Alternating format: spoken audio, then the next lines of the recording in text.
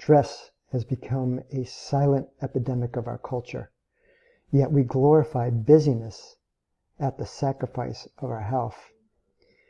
It's a modern-day plague that corrodes our mental and physical well-being.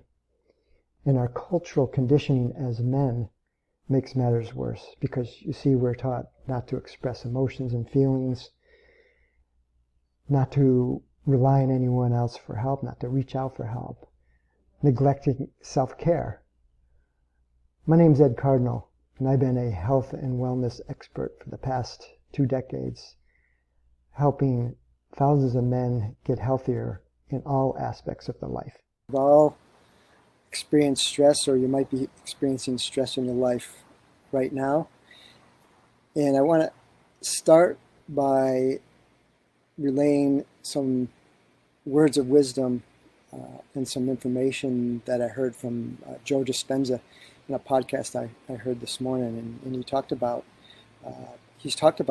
stress, and he said that most people spend 70% of their life living in stress, anticipating the worst case scenario based on past experience. And what we're doing is we're conditioning our body into a state of fear. It's uncomfortable. Stress and sometimes life situations are uncomfortable. And for some people that could be life changes, maybe the death of a loved one, divorce, even good things that happen in your life create stress, like marriage or the birth of a child. As you know, and I've spoken about this in the past, I moved from Rhode Island. I'd spent 30 years there. I left my business and following my heart. And sometimes that can be a little scary, and it has been, to be honest with you. It hasn't been easy. There's that uncertainty. But what I'm trying to do is use the tools that I've been practicing in my life for a long time now. And I'll tell you what some of those coping strategies are for me, and they might be helpful for you. Some other ways that people feel stress in their life might be around their work. Their work hours are long. They're not happy in their job. It could be financial. It also could be health related. I believe we're in a time in our history where stress is probably as high as it has ever been because of what's going on with the pandemic, people losing their jobs. The cost of living is very high. So it's very important to take care of yourself. And the way that I do that is through exercise is helpful. Also, for me, meditation. So relaxation techniques. I've talked about breathing. Using your breath is very important also. Eating well, avoiding alcohol and stimulants, caffeine, nicotine. What happens in our body when we experience stress is that it activates a part of the nervous system, that's that fight or flight, and that's going to create this cascade of events because of the release of hormones and chemicals in the body that over time, short term, some of you might experience sleeplessness, loss of appetite, maybe some digestive upset. But over the long term, if you don't do something about it, it can lead to heart disease, depression, and also more digestive issues like ulcers. So it's so important to have self-care during times of stress and try to change your thinking. And this is something that I'm working on. So I'm not going based upon past experience when times were difficult and I was feeling stress or anxiety or those feelings of uncertainty. So use the tools of exercise, relaxation techniques, eating well, and just really taking care of yourself. So really important for me. I'm trying to practice this as much as I can right now in my life, and not forgetting the tools that I've learned. And I hope that this was helpful, and I hope that you're incorporating some of these tools in your life. And if you haven't, maybe it's time to start. As I discussed, there's some great coping strategies to help you deal with stress, such as eating good, nutritious food, making sure you get regular exercise, a good night's sleep, and mindfulness practices such as a good breathing practice on a regular basis, and making sure that you're breathing properly. And I'm going to drop a link in the description below in which I talk you and walk you through a 5-minute breathing practice. I'm now going to go into more in depth on each one of these coping strategies. And I'm not going to tell you that I'm a nutritionist or claim to be a nutritionist, but I have, over the past 10 years, educated myself about foods, diets, and particularly I'm following certain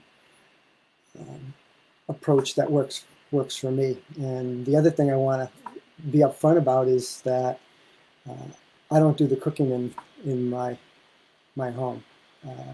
I actually have a built-in chef who happens to be my wife. She graduated from the Natural Gourmet Cookery back in 2005. I don't know if that's the name of the school now, but so she learned how to cook with whole natural foods.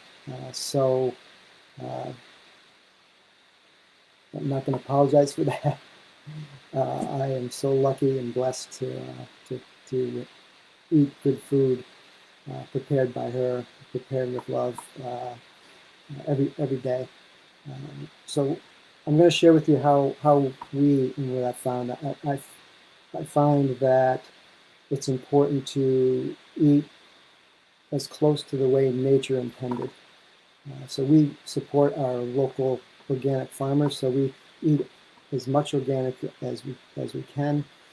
Jude happens to be a vegetarian. She does eat some fish.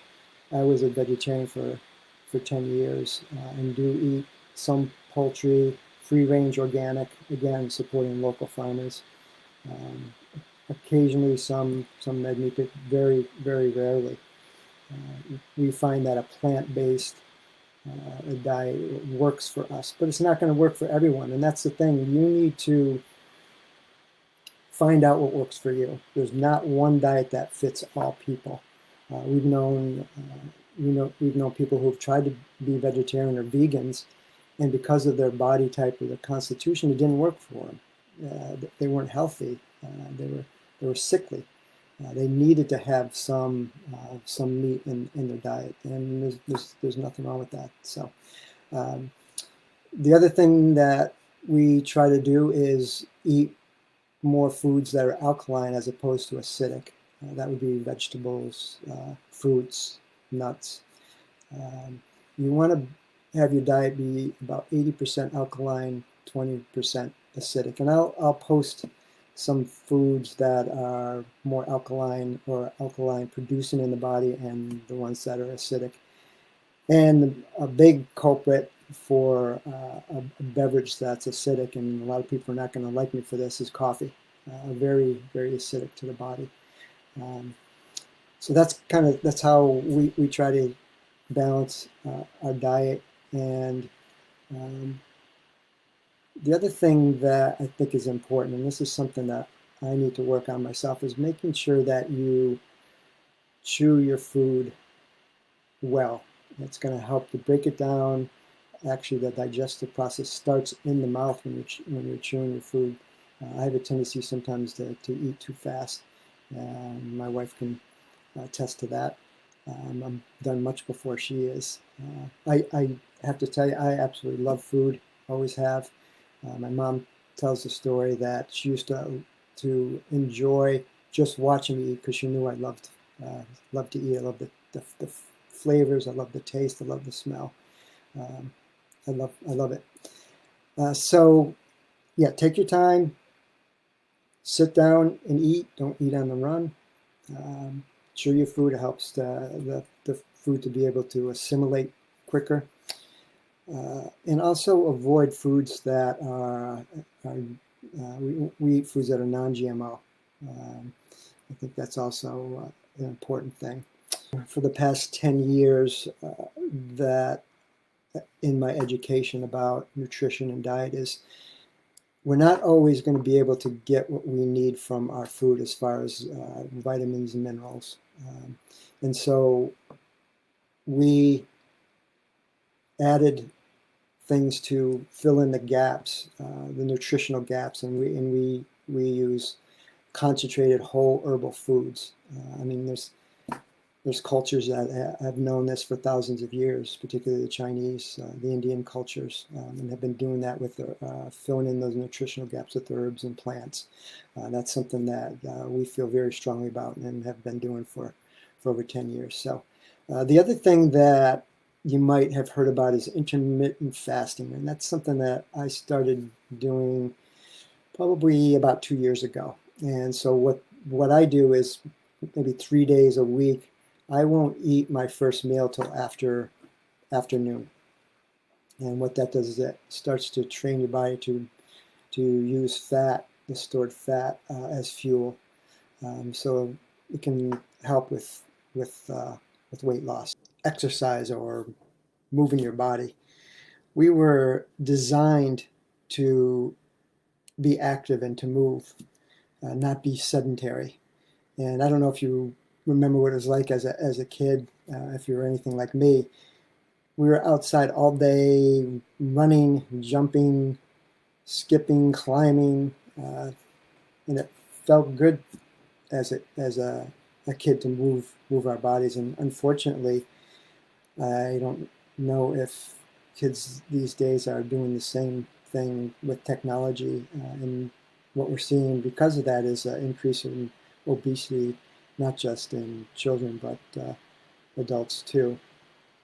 So I wanted to talk about some of the benefits of exercise. And as a culture, I'm seeing in my physical therapy practice that people are more sedentary and are, because of that, are having a lot of health issues.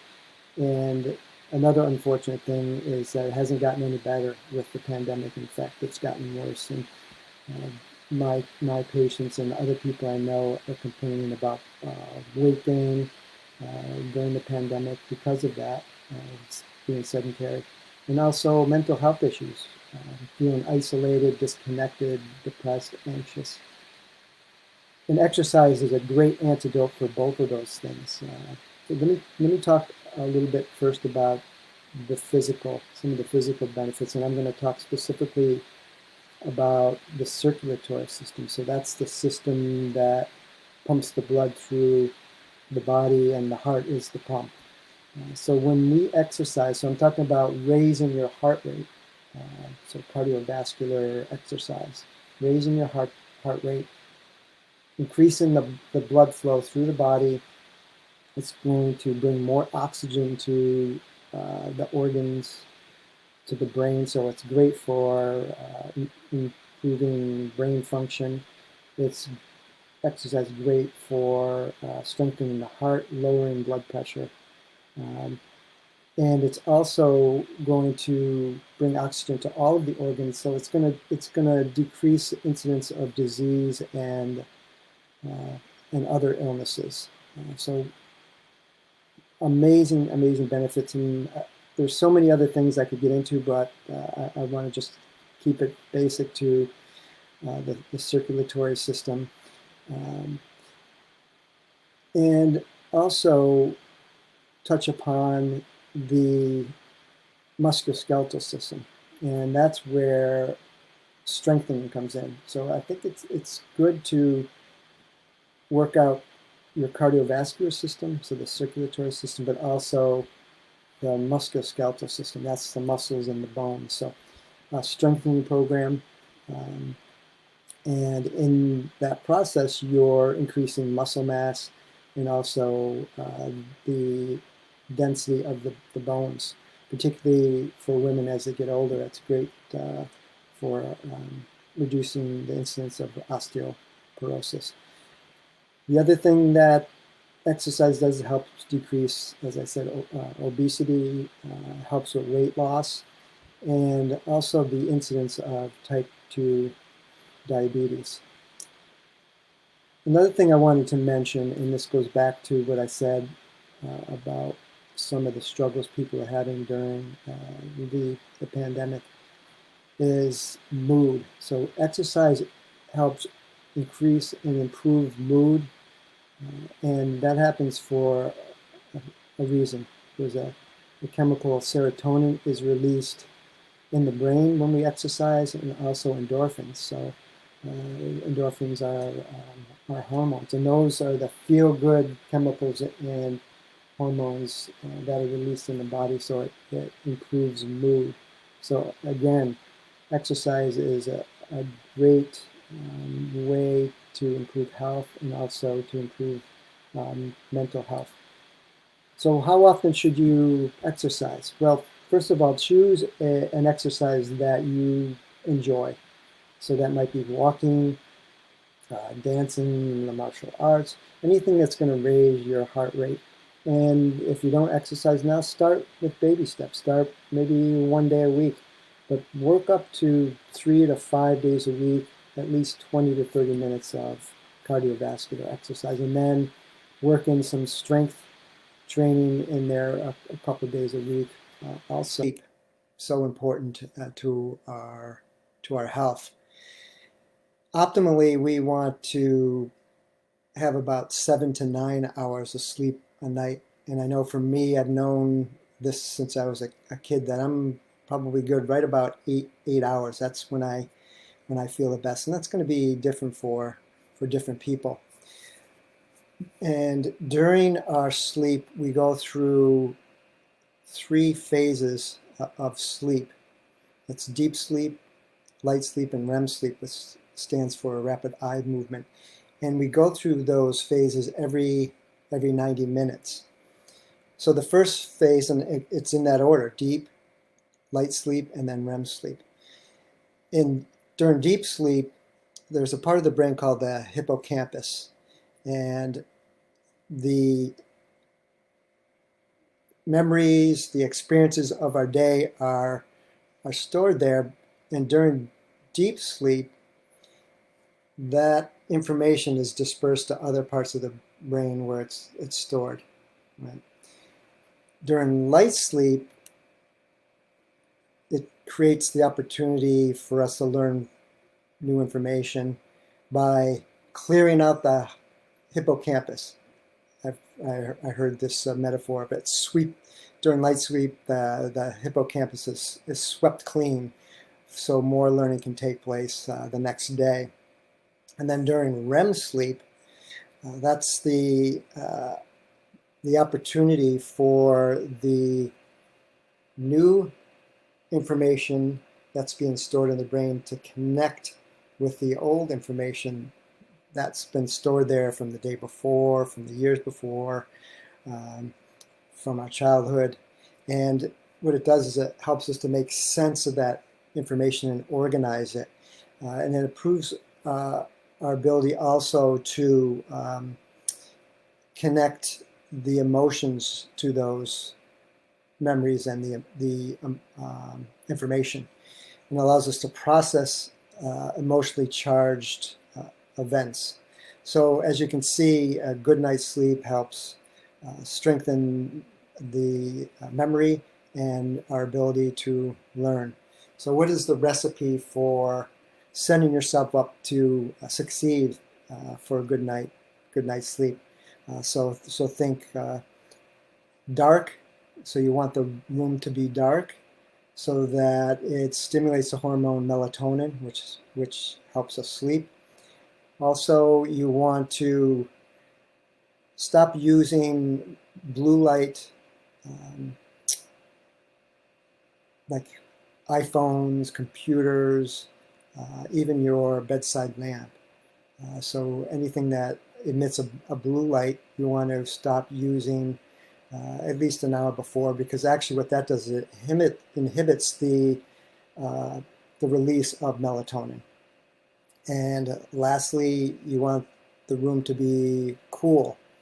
Your body temperature, optimally, you want your body temperature to drop a couple degrees during sleep. And a good practice you can do is taking a hot shower before you go to bed. And that sounds counterintuitive, but what happens is when you take a hot shower, the blood shunts to your periphery, to the skin, to the extremities, and then when you get out, that heat from the periphery then is dispersed, dissipated, and your body temperature drops. So that's also a great practice to do to help prepare you for a good night's rest. Physical benefits of a good night's sleep. And number one is that a good night's sleep releases hormones that help your circulatory system. So it's going to help your heart and the blood vessels to stay healthy. So if you don't get a good night's sleep, eventually it can lead to increased blood pressure and heart disease. And it also can lead to obesity. Again, it inhibits some of the hormones that will affect our appetite. So it also can lead to obesity. Number two, it regulates the immune system. So if you disrupt your 7 to 9 hours of sleep per night, you're going to affect the immune system, which is going to increase inflammation. Now, when we increase inflammation in the body, we're increasing the likelihood of illness and disease. A good night's sleep also helps our body to relax and recover from our day. And if we don't allow that to happen, it's going to create a stress response in our body. And again, that is going to lead to disease and illness. So as you can see, a good night's sleep, 7 to 9 hours, is so imperative for good, optimal health. A couple of other things you can do to improve your sleep. One is exercise. Exercise is very helpful to improve your sleep, but make sure that the exercise is not too close to bedtime, particularly vigorous exercise, which energizes you. So try to do it earlier in the day if possible. The other thing is stay away from caffeine after a certain time of the day, because caffeine is a stimulant, and that will also disrupt your sleep. Another thing you can do as far as your room is make sure that it's quiet. Noise will create alertness in the body, and that can be disruptive to your sleep also. You want to have a pre-sleep routine and also a consistent schedule. So try to go to bed at the same time every night and get up at the same time in the morning. That's important. It allows your body to get into that routine and get used to it. Also, your pre-sleep routine, talked about last week, a hot shower, which relaxes the body, but also cools the body down. Relaxation techniques, meditation, listening to some good, easy listening music.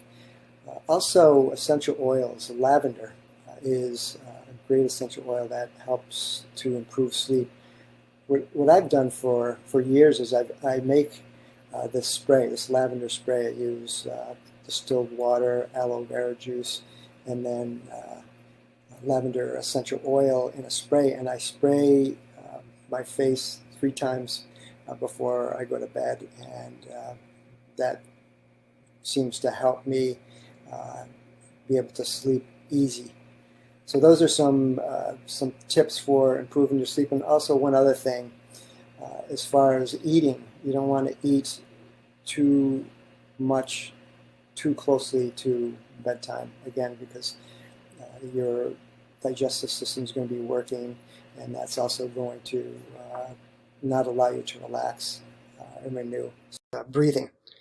It's such a foundational practice, so important, yet most people have very poor breathing habits. It's actually a dysfunctional breathing patterns. We take approximately 25,000 breaths per day, and most people are taking about 20 breaths per minute, which is way too high. That means that people are breathing shallow and only using about 50% of the efficiency of their lungs, and that can lead to anxiety, inflammation, asthma, diabetes, a whole host of health challenges. And my feeling is that in our culture in particular, we have poor breathing habits because of stress, which I recently talked about, poor posture, and also poor nutrition, poor diets. We want to be taking getting it close to 12 breaths per minute. Focus on your breathing. Taking full, deep breaths in and out through your nose and slowing it down. Working towards that 12 breaths per minute is going to bring more oxygen into the body. If you found this informative, please check out my podcast with Peggy Sealfon as we further discuss stress. See you there.